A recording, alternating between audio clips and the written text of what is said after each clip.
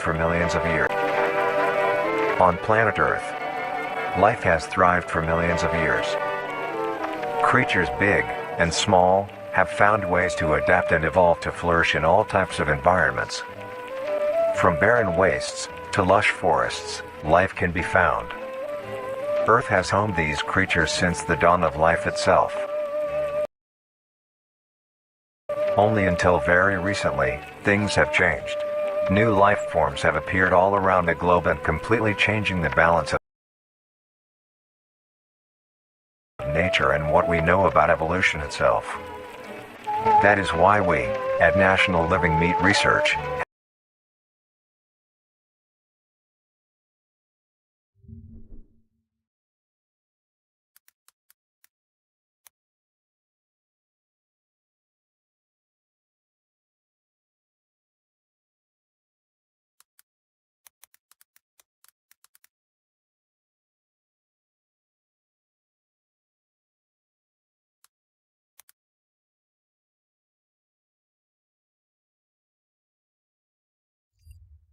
have been studying these new species, trying to help educate everyone about these creatures and their wondrous ways of life. First, what are these new life forms? Since their explosive arrival across the globe in 1931, there has been much debate on what these newcomers are, and where they came from. Are they extraterrestrial? On what these newcomers are, and where they came from?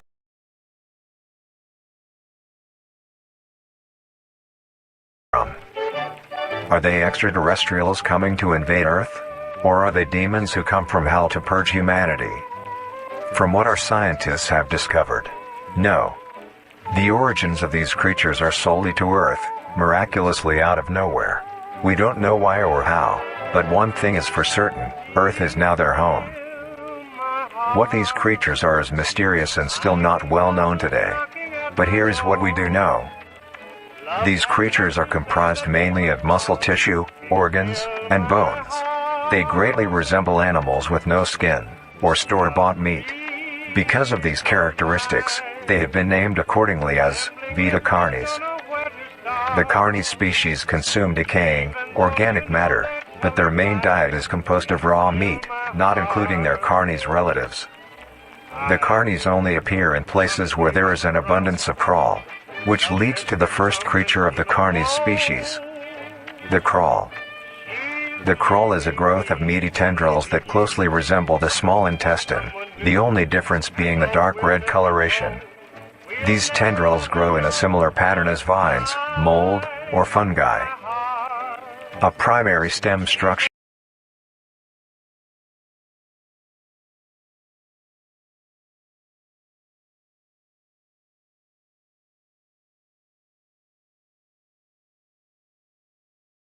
is the host to divisions of other, smaller branches.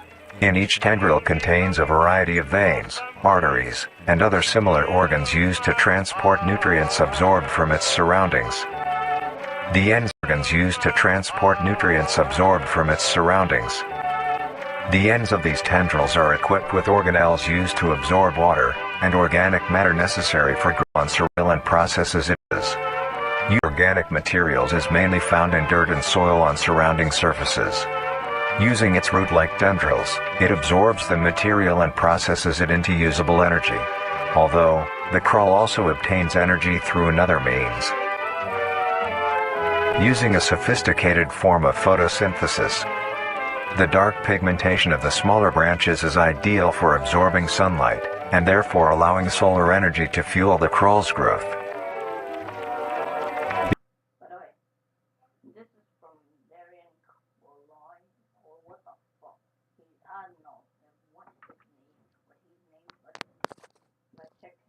Check his videos now.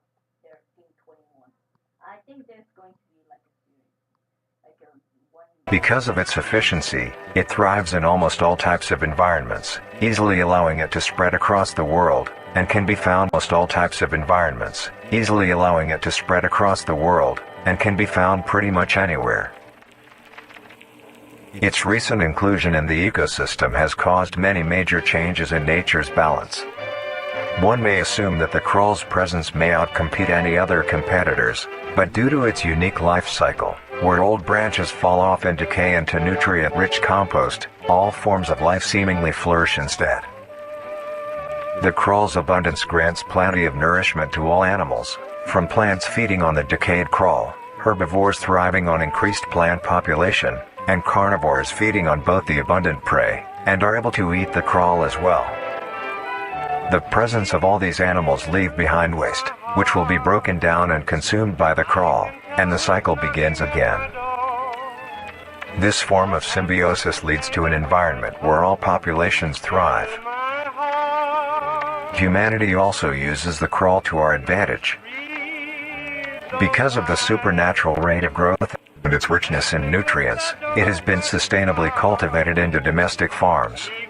The crawl is harvested and processed into fertilizer, which greatly increases crop yield and quality. The crawl may also be used as a food source for humans, and reliably so. But due to its unkindly appearance and taste, it has yet to reach cuisine standards. The crawl also plays a very important role in the next creatures that we have been studying. Sometimes, in a crawl-populated environment, a node of meat may develop on one of the branches. This node will fall off and grow into a functioning organism, and go to live on as an independent animal. This leads us to the upcoming species that we will be discussing. The first of these creatures are the trimmings. Damn. The trimmings. You saw that? The first of these creatures are the trimmings.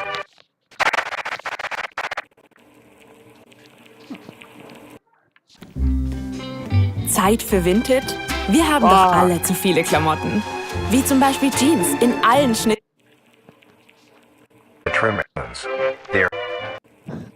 Trimmings are small animals that resemble skinned raccoons.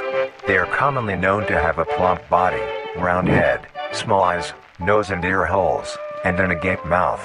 They are also equipped with a diversity of limbs. All individual trimmings are unique, each with a different body shape, number of limbs, and other characteristics. One thing they all share in common is that they are made mostly of meat tissue, and are a maximum of 20 centimeters in length, no larger than a basketball. Its life starts with its separation from the crawl. It will wonder to find anything that is edible and able to consume. Although it is an omnivore, being able to hunt meat and forage for plant matter, trimmings are almost entirely scavengers. Their diet consists of rotting plants and meat, including, but not limited to, fruits, vegetables, roots, seeds, insects, and deceased animals. Although its appearance is unsightly, Damn!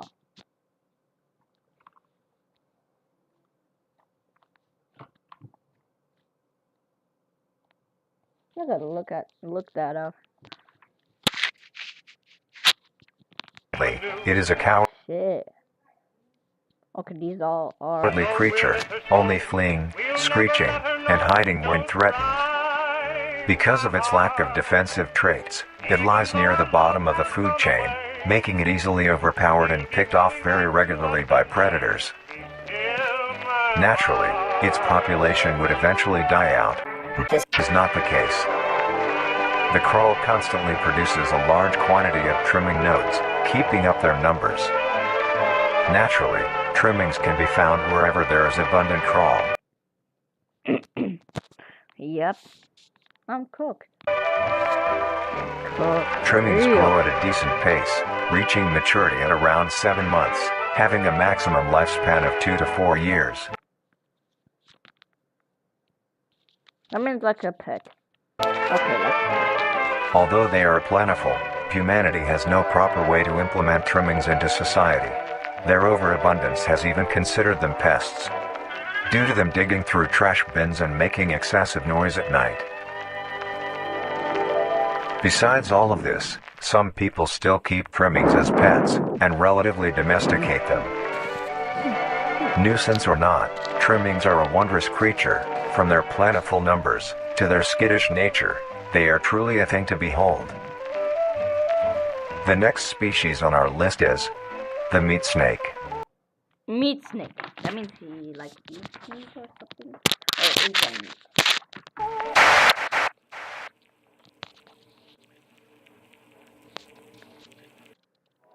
Willkommen bei Wix Studio, der Web-Creation-Plattform für Agenturen und Unternehmen. Like creature, the meat snake.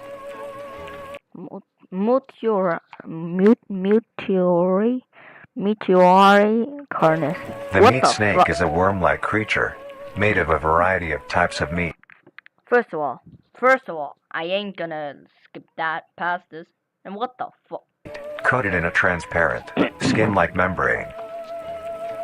Its size varies during its lifespan, depending on how much it consumes. When it first separates from the crawl, it is only a few centimeters in length. Eventually, it will reach an average length of 5 meters. Damn. Although, under extreme conditions, like natural disasters, war, or plague, it can greatly surpass this length. The meat snake's diet consists entirely of dead animals or parts. A meat snake is incapable of consuming a healthy, living organism. The meat snake allocates its food by using a tongue-like organ covered in sensors to touch and feel its environment. The sensors catch particles of decaying meat, notifying the meat snake that there is food nearby. This process shares many similarities to regular snakes, hence the meat snake's name. Once it locates the corpse, the meat snake will open its jaw and swallow the entire body whole. Once the entire body is consumed, the meat snake's stomach will release a variety of chemicals. Some will break down soft tissue like skin, and the connection points between muscles. Others chemicals will then ferment and preserve the tissue to keep it from breaking down for as long as possible.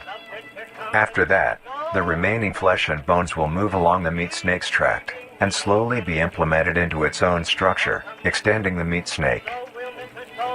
Unsatisfactory parts like skulls, pelvises, hair, and fingernails will be excreted. Speaking of skulls, the meat snake will take the skull from the consumed organism and use it as its own. Each meat snake has its own skull, each corresponding to what that one has consumed. During its lifespan, it will swap or replace these skulls if needed. A meat snake's lifespan depends entirely on how much a meat snake consumes. The longest one has lived for was 28 years. The meat snake has no predators and is immune to disease due to its preserving chemicals. The only significant ways a meat snake can die is through starvation, burning, or complete destruction of the meat snake's membrane coating. Interestingly, the meat snake is the only member of the carnis family that is able to reproduce. When a meat snake reaches an excessive size, and is in the conditions to do so, it will commence mitosis, splitting itself in two. Then the now two meat snakes will go on their separate ways and live on as two distinct organisms.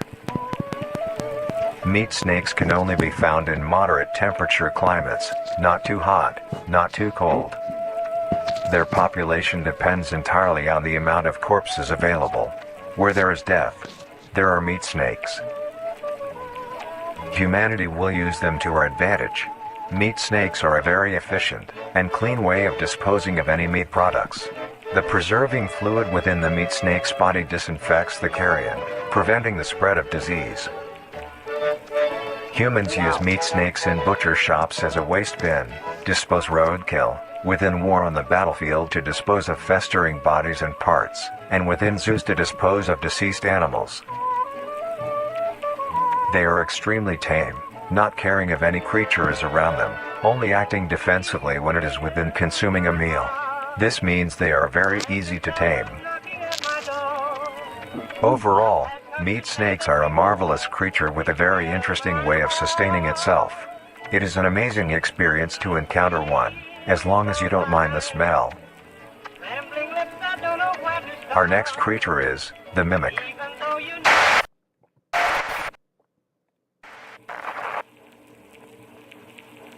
I'm betting my boss is going to be something bad for the mimic. Because it has mimic in its name. That means it's mimic or something. Again, with similarities to humanoid and The mimic is a Damn. bipedal creature with What? The mimic. The mimic is a bipedal creature with What the fuck? uncanny similarities to humanoid anatomy. They greatly resemble humans without skin, with added exaggerated features. These features include extended finger length, longer limbs, bulging, empty eyes, and their most prominent feature, a wide, teeth-filled smile. Although it resembles a happy face, this is due to coincidence, and is only how their facial structure is shaped. The maw of the mimic contains much more teeth than humans, and their teeth is comprised almost entirely of incisors, with some canine and premolars in the back. This tooth composition is ideal for biting down onto meat and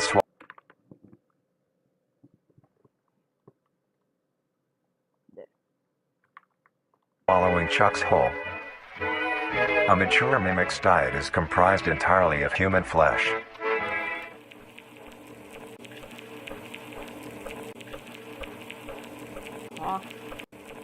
It is comprised entirely of human flesh. Human flesh. Human flesh? What the fuck? Yep. What the fuck? No!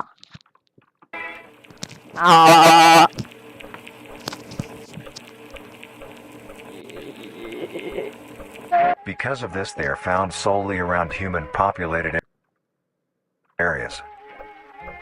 The mimic's life cycle is solely. Yep. I understand why it's less in Canada. I understand. Not in Canada. I mean like Texas.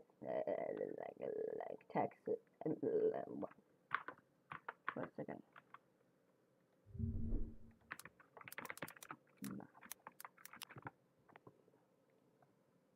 Australia, yeah.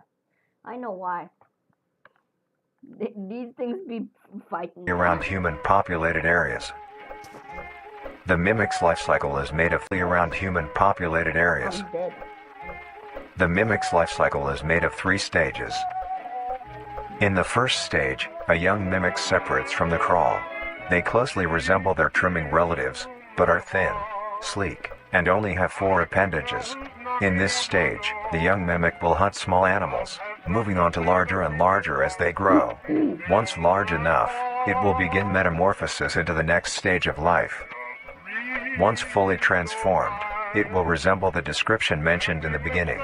Its hunting style changes and becomes much more complicated. It now stalks and feeds only on humans. It will locate human-populated area and begin its search for an easy target. To blend in, it may use objects to conceal itself. These include clothing, mannequins, and furniture. Once a target has been found, the mimic will observe its prey and learn its routine and when it is most vulnerable. This is typically when the human is asleep at night. Once the prey is within position, the mimic will advance silently. It's close enough. The mimic will then execute it immediately. It's its meal. Although, in the case that a human is awake, a mimic will use a variety of sounds to either lure or startle prey into cornering themselves. Once a human is in place, it will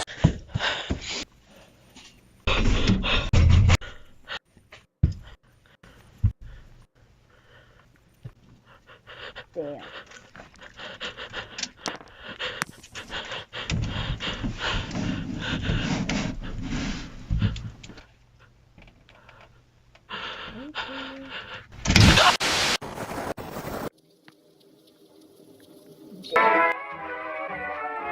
The next stage of the mimic's life cycle has 2 potential morphs it may develop into.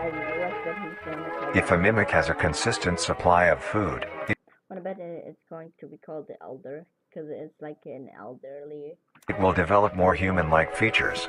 It will grow skin, hair, and by the end will look nearly identical to a human being. It now can blend entirely into civilization and lure other humans more effectively. Will grow into a type of morph happens when a mimic receives an overabundance of food. It will grow into a larger, more evolved hunter. Its proportions will increase in length, and its humanoid features will fade away. It grows a thick, dark coating of a flexible skin, which is highly durable, and increases in strength the more the elder mimic consumes. It is highly fade away. Its proportions of food. It will grow into a larger, more evolved fade away. It grows a thick, dark coating of an elder mimic consumes. This excludes the face, which is now coated in a pale pink skin. The mimic's teeth have also moved deeper into the mimic's throat, leaving its mouth a toothless grin. It uses the dark hue of its skin to hide seamlessly within a dark environment. Its skills have also been heightened. This makes an elder mimic one of the most efficient predators on the planet. Instructions on how to be able to fend for yourself in a mimic encounter. Here are the instructions. 1. Avoid going out alone if your location is known to have mimics, or there have been mimic sightings. 2.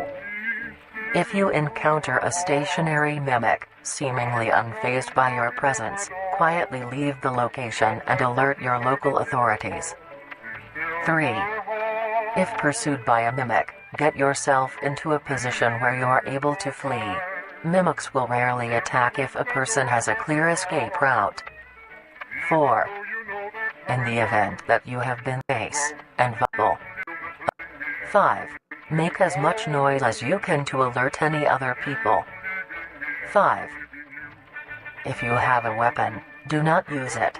A mimic is fairly resilient, and any strikes or shots on a mimic is not effective enough to bring it down in time. Instead, use it as a barrier between you and the mimic to block any attacks. 6. In a situation where a mimic is hunting in the immediate area, and is not aware of your position, hide somewhere low, like under a bed or behind other furniture. A mimic will not linger too long to search for prey, and will move on.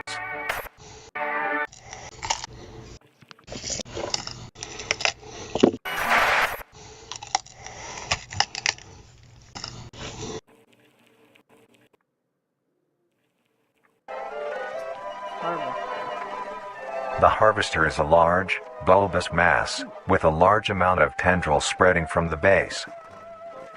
The bulb measures around 3 meters in height and 2 meters in diameter. The tendrils, on the other hand, can extend up to 150 meters in diameter horizontally. The harvester is a specialized form of crawl that grows in a unique and deadly way. A harvester is created when a node, that will grow into a harvester, instead of separating, continues to grow. Eventually, it will grow tendrils of its own. It uses the energy provided by its mother branch and expands its reach further. Its tendrils, hidden just below the surface of the ground. The harvester is equipped with 2 types of specialized tendrils. The first type is bulky and flat. They lie the closest to the surface. These branches are lined on each length of the tendril with spines, extending in the shape of a bear trap. On each side of the branch, those particular spines have a vein that feed into them, that pump 2 types of venom. On one side, the spines can inject a neurotoxin, which will attack the nervous system of whomever it is injected into, causing sudden paralysis. The other side can inject an anticoagulant, which when injected, prevents blood cells from clotting. Whenever a large animal moves across the area armed with these tendrils, the branches will clamp onto the animal and thrash violently. Once the prey has been injected with both venoms, the tendrils will rest and the prey will immediately collapse. The animal will be unable to move due to the paralysis, and the wounds caused by the thrashing spines will not stop bleeding. All the prey can do is lie patiently, until succumbing to blood loss. Once the prey has bled out, the second type of tendrils come in. They lie below the spine equipped once. These branches are thick, but very sturdy. They share similar anatomy to the small branches of the crawl, equipped with organelle that absorbs nutrients. These tendrils sense the blood, and move their way to the surface and begin to absorb the vital fluid. Once the blood has been consumed, the tendrils will wrap around the body and begin to shuffle downwards. This movement loosens the soil and slowly pull the body underground. Once secure, The tendrils will continue to feed until there is nothing but scraps. The nourishment absorbed by the tendrils will be sucked back into the main bulb of the harvester. This bulb houses all the vital organs and the venom glands that pump into the spines. The nutrients are then converted into usable energy. The remains underground decompose, providing a rich soil, causing very prominent plant growth, which then attracts more animals. A strange behavior the harvester displays is its choice of diet. The spines will only activate on larger animals, allowing smaller ones to pass by unaffected. The spines will also not activate on some species of bird. There are a couple theories as to why this happens. One, it could be that attacking smaller animals would cost too much energy for what they get in return, making it not worth the time. Another could be that smaller animals may attract larger animals or predators, allowing a safe place where prey may thrive and lure more predators. It truly is astonishing. Although it is a spectacular creature, it is also very dangerous. The harvester is decently rare, only populating sparse areas in the northern hemisphere and woodland forests. I'm cooked either way. Look, I live in Europe. That's it. If you are stung by a harvester, there will be no way of helping you, being that there is no cure, and fatality is 100% positive. The best thing you can do is avoid encountering a harvester in the first place. If you are hiking, take note of any warnings or signs saying that there are harvesters around. If you also notice an abundance of lush, ground-dwelling plants in a forested area, and there are no signs of wildlife, this is suspicious and you should leave the area, staying close to the base of large trees or rocks. If you find yourself in the middle of a harvester ground, do not panic. Sudden movements may activate the tendrils and will inject you. Although a harvester is rather forgiving, do not risk any skittish movements.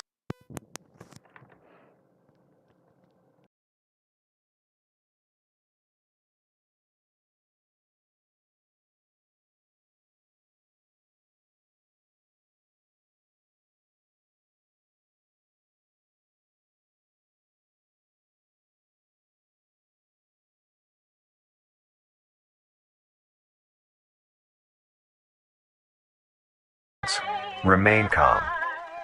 If you have any objects with considerable heft, like coats, backpacks, or full water bottles, gently take that object and lightly toss it towards the bulb, and away from your escape route. This will activate the spines on where the object lands, distracting the bulb for a moment. You will then slowly begin to do wide shuffles away from the bulb. If possible, throw another object when you are certain you are a fair enough distance away, just to be safe. Continue until you are completely sure you are out of harm's way. Next up is the host.